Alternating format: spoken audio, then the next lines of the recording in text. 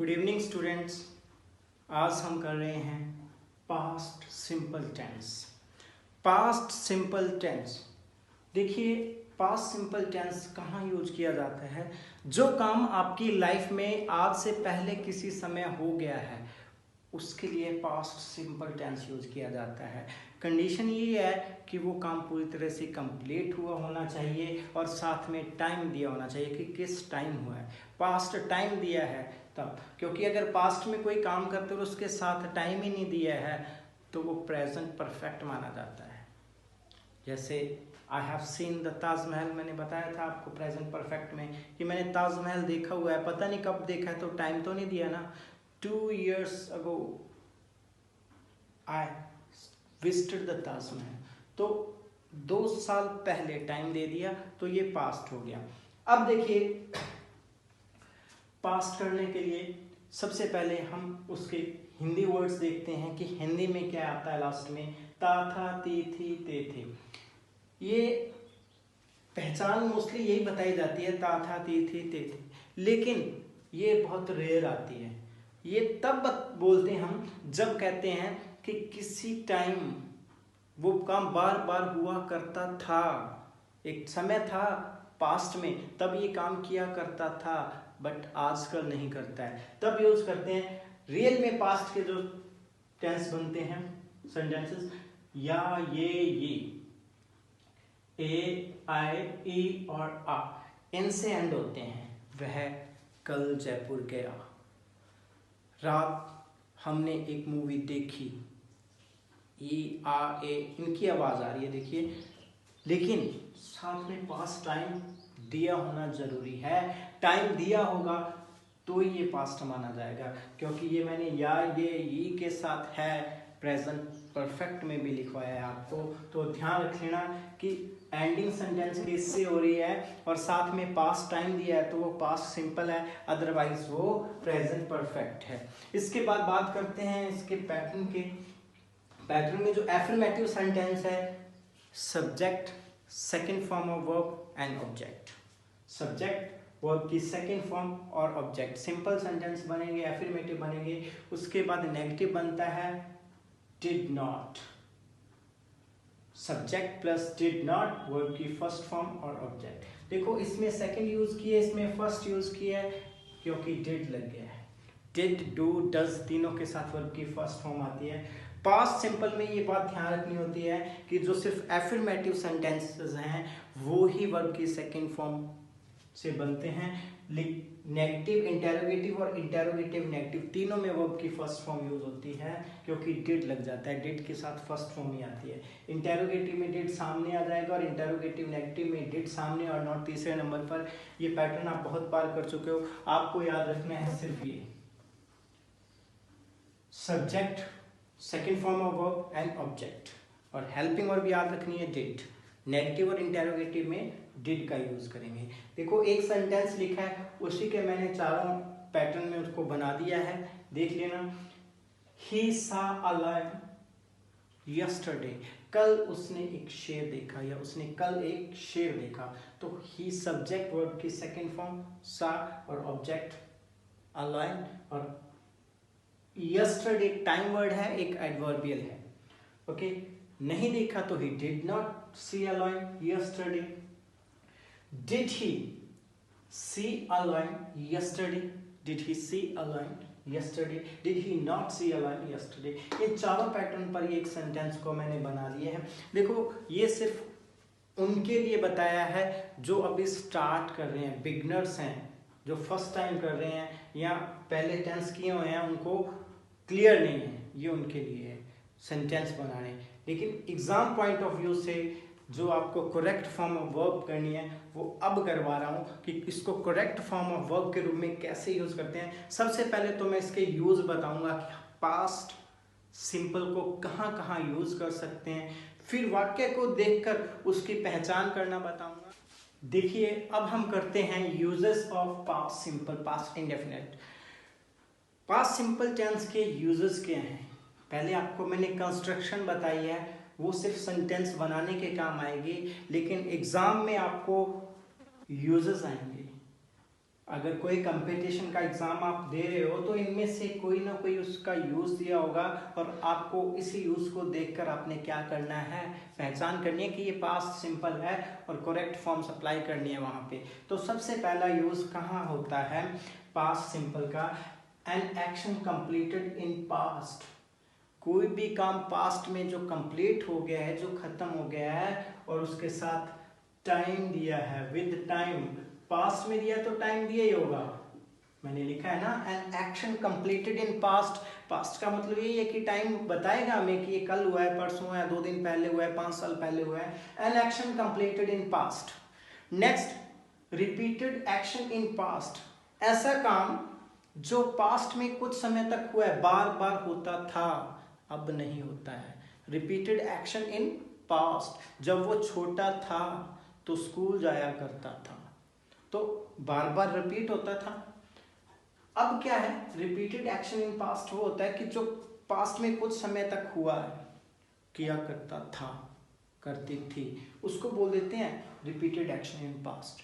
उसके बाद past habit, जो हमारी आदत है, पास्ट हैबिट यूज टू से जो बोला जाता है। पास्ट हैबिट, भूतकाल में कोई आदत है लेकिन आजकल हमने छोड़ दी है, आजकल हमने वो काम छोड़ दिया है, तो उसको बोलते हैं पास्ट हैबिट। नेक्स्ट है अनफुलफिल्ड विश, डिजायर, मतलब कोई आपकी इच्छा है, काश, हिंदी में आप समझ सकते हैं काश, जब आप कहते हैं ना कि काश ऐसा होता, वहां पर पास्ट आता है, पास्ट फॉर्म आती है। और काश के लिए इफ आई वर यू, अगर मैं तुम्हारी जगह होता, आई वर अ रिच पर्सन, तब मैं बहुत ही अमीर आदमी होता। As if he behaves as if he was president, इस तरीके से हम सेंटेंस बना सकते हैं कि वो ऐसे करता है मानो जैसे वो प्रेसिडेंट हो। एज दो, if only, I wish I were a bird, ठीक है। तो ये सारे वर्ड्स यहाँ दिए होते हैं, कंडीशंस दी होती हैं, इफ, एज दो, if only, I wish. Unfulfilled Dzire को बता रही हैं। इफ तो कंडीशन भी होती है कि अगर ऐसा करोगे तो ऐसा हो जाएगा, वो प्रेजेंट और फ्यूचर में जाएगा। लेकिन अनफुलफिल्ड डिजायर जब इनसे, इन कंजक्शन से बोल रहे हो आप, इफ, एज दो, इफ ओनली, आई विश, इससे सेंटेंस को जोड़ रहे हो तो आप पास्ट सिंपल का यूज करेंगे। ध्यान रख लेना ये 5 वर्ड्स। एग्जाम्पल इसके दूंगा आपको, सभी का एग्जाम्पल एक दूंगा। It is time, it is high time, it is about time. एक समय था, एक समय की बात थी, ठीक है, बहुत समय हो गया। अगर ये तीनों वर्ड कहीं दिए हुए हैं तो पास्ट सिंपल है, पास्ट फॉर्म यूज करेंगे। A completed action in past that is not possible again, ऐसा काम जो पास्ट में हो गया और दोबारा नहीं हो सकता है, that is not possible again. ऐसा काम जो पास्ट में हो गया है और दोबारा नहीं हो सकता। जैसे गांधी जी भारत की आजादी के लिए लड़े, अब दोबारा ना तो भारत गुलाम होगा, ना गांधी जी दोबारा इस दुनिया में आएंगे, क्योंकि वो इस दुनिया को छोड़कर जा चुके हैं। Gandhi ji fought for the freedom of India, तो ये काम दोबारा नहीं हो सकता, पॉसिबल नहीं है। पास्ट में हो गया सो हो गया। कोई युद्ध हुआ है या कोई ऐसी घटना हुई है जो दोबारा होने की संभावना नहीं है, क्योंकि उस घटना को परफॉर्म करने वाले अब इस दुनिया में नहीं है, उस काम को करने वाले इस दुनिया में नहीं है, तो वो काम नहीं हो सकता। ओके, जैसे मैंने प्रेजेंट परफेक्ट में बताया था कि मेरे पिताजी ने बहुत सी कविताएं लिखी हैं, और भी लिख सकते हैं, प्रेजेंट परफेक्ट है। कालिदास ने बहुत सी कविताएं लिखी थी, अब और नहीं लिख सकते हैं, दोबारा पॉसिबल नहीं है, इसलिए उनका सेंटेंस जो बोला जाएगा वो पास्ट में बोला जाएगा। Okay, a past action whose effect is not present, भूतकाल में कोई काम हो गया है और उसका प्रभाव वर्तमान में दिखाई नहीं दे रहा है, वहां पर भी पास्ट सिंपल लगता है। चोट वाला एग्जांपल मैंने दिया था आपको कि जब वो चोट बिल्कुल ठीक हो जाती है, उसका असर नहीं रह गया है, तो अब आप बोलते हैं चोट लग गई थी। और अगर आपके चोट लगी हुई है, आपके हाथ पर बैंडेज है, तो कहोगे चोट लगी है मेरी। और अगर पहले लगी थी अब वो ठीक हो गई है, कोई पूछता है यहाँ क्या हो गया था, कि चोट लग गई थी। इस तरीके से आप क्या है सेंटेंस बना सकते हो। नेक्स्ट है indirect speech. Direct present simple direct को इनडायरेक्ट में बदलते हैं तो वो पास्ट सिंपल में हो जाता है। सिंपल सी बात है ये तो ये सारे इसके यूजेस हैं। अब इसके एडवर्बियल्स किस कुछ टाइम वर्ड है जिससे आपको पता चल जाएगा फॉर्म कौन सी लगानी है, हेल्पिंग वर्ब कौन सी लगानी है, और इसके एग्जांपल कर रहे हैं अपने। देखिए कि ये पास्ट सिंपल टेंस है। देखो ऑलवेज एवर नेवर ये तो मैंने आपको प्रेजेंट सिंपल में भी बताए थे, लेकिन ये क्लॉज इसके साथ ऐसा दिया होगा, टाइम वर्ड ऐसा दिया होगा या इंसिडेंट ऐसा दिया होगा जिससे आपको पता चल जाएगा कि ये पास्ट है। देखो ऑलवेज प्रेजेंट सिंपल में भी यूज होता है और पास्ट सिंपल में भी, लेकिन ऑलवेज के साथ जो घटना दी होगी, जो कार्य दिया होगा, वो खुद ही बता देगा कि ये पास्ट का है। Always, ever, never, once, once upon a time, long ago, some days back, a few days back, yesterday, previous day, month, year, the day before yesterday, last day, date, night, week, year, century और one day। कुछ भी दिया है तो वो past simple है। ये time word जो दिए हैं किसी वाक्य के अंदर तो वो पास्ट सिंपल है। और पास्ट सिंपल में हम क्या करते हैं, वर्ब की सेकंड फॉर्म का यूज करते हैं, मेन वर्ब की सेकंड फॉर्म का यूज करते हैं और हेल्पिंग वर्ब डिड लगाते हैं अगर जरूरत पड़े तो, नेगेटिव और इंटरोगेटिव सेंटेंस दिया है तो। ओके सो अब कुछ एग्जांपल देखते हैं, इसकी एक प्रैक्टिस शीट और करेंगे। इसके कुछ एग्जांपल देखो पहले। अब ये सेंटेंस लिखा हुआ है और यहाँ पे 2007 लिखा हुआ है। 2007 से पता चल गया कि ये पास्ट टाइम है तो past simple. We visit bracket में दिया है विजिट, और विजिट फर्स्ट फॉर्म है, 2007 पास्ट सिंपल है तो विजिट से क्या हो जाएगा विजिटेड, सेकेंड फॉर्म लग जाएगी। उसके बाद हेल्प यहां लगा हुआ है वंस, वंस पास्ट सिंपल, एक समय की बात है, वंस एक बार, कभी पास्ट में एक बार हुआ है वंस, तो ये पास्ट सिंपल है। हेल्प से क्या हो जाएगा helped. Next last month past simple, sentence interrogative, interrogative में हेल्पिंग वर्ब सामने आएगी और यहाँ वर्ब की फर्स्ट फॉर्म आएगी क्योंकि डिड हेल्पिंग वर्ब लग जाएगी। तो लास्ट मंथ